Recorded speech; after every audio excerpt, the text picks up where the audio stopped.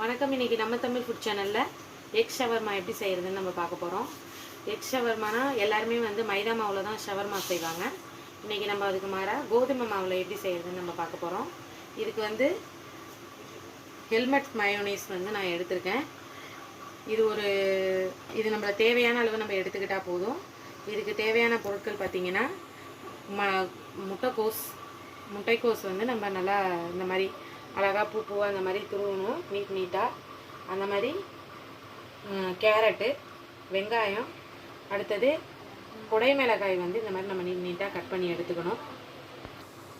அதுக்கு ஃபஸ்ட்டு நம்ம முட்டையை இந்த மாதிரி ஒரு பவுலில் உடச்சி ஊற்றிக்கிட்டு தோசைக்கல்லில் ஊற்ற போகிறோம். இதுக்கு நான் 2 முட்டை எடுத்துருக்கேன்.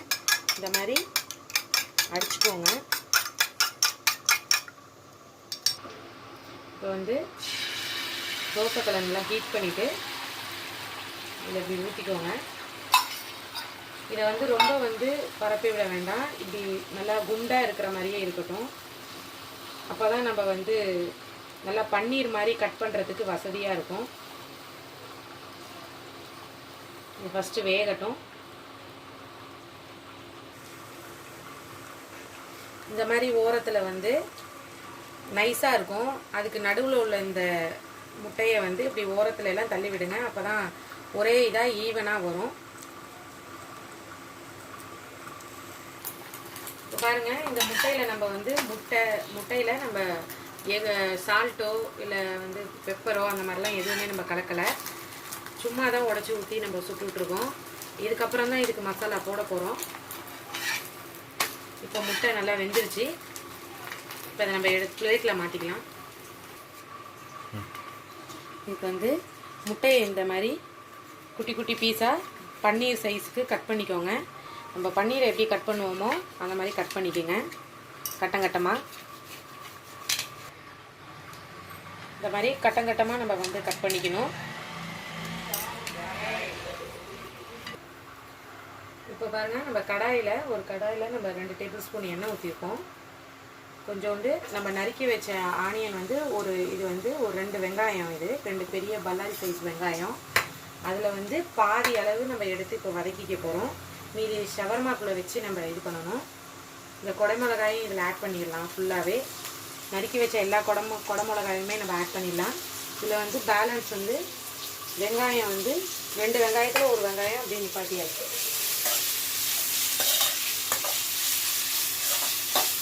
இது நல்லா லைட்டாக வதங்கட்டும். அரை வேக்காடு வர வரைக்கும் கொஞ்சம் வதக்கிக்கலாம்.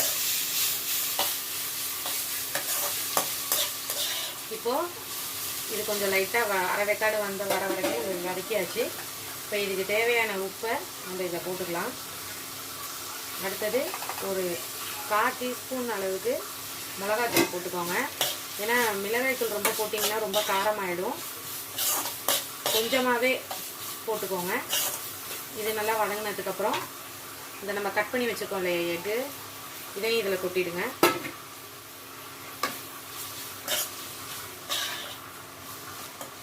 இது கூட மசாலாலாம் சேர்கிற அளவுக்கு நல்லா பரட்டிக்கலாம். இப்போ நம்ம அடுப்பை ஆஃப் பண்ணிவிட்டு இதில் ஒரு 2 டேபிள் ஸ்பூன் அளவுக்கு டொமேட்டோ சாஸ் ஊற்றி இதை கிளறி வச்சுக்கலாம்.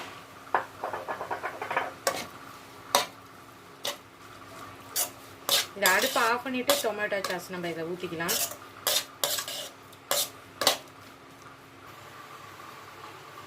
இப்போ நம்ம கோதுமை மாவு நம்ம எப்போதும் ஆஸ் யூஸ்வலாக நம்ம எப்படி பண்ணுவோம், கோதுமை மாவு அழகாக தண்ணி ஊற்றி எண்ணெய் போட்டு நம்ம பிசைஞ்சு வைப்போம். அந்த மாதிரியே பிசைஞ்சிக்கிட்டாலே போதும். இதுக்கு நம்ம எப்போதும் பெருசாக இது பண்ணுறதை விட திறக்கிறத விட இந்த தடவை கொஞ்சம் பெருசாக நம்ம பண்ண போகிறோம்.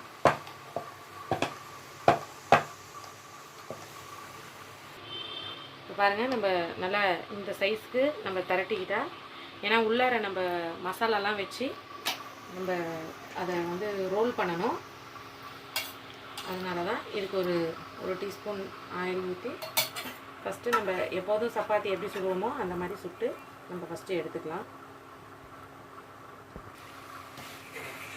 இப்போ பாருங்கள், நல்லா சப்பாத்தி வெந்துருச்சு. இப்போது இதுக்கு உண்டான ஸ்டஃபிங்கை நம்ம ஸ்டார்ட் பண்ணிடலாம். ஃபஸ்ட்டு சப்பாத்தியில் நம்ம மயோனீஸை இந்த மாதிரி ஸ்ப்ரெட் பண்ணிக்கலாம்.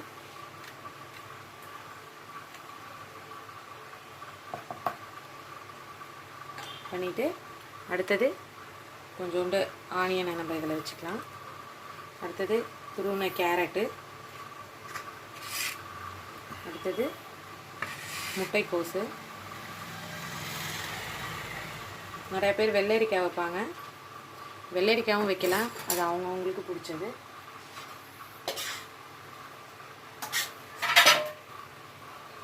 அடுத்தது நம்ம செஞ்சு வச்சுருக்கிற முட்டை மசாலாவை இதில் வச்சுட்டு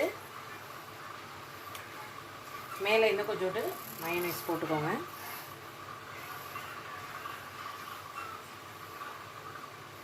அவ்வளோதான். இப்போ இதை வந்து இப்படியே ரோல் பண்ணி நம்ம சாப்பிட்லாம். பாருங்க,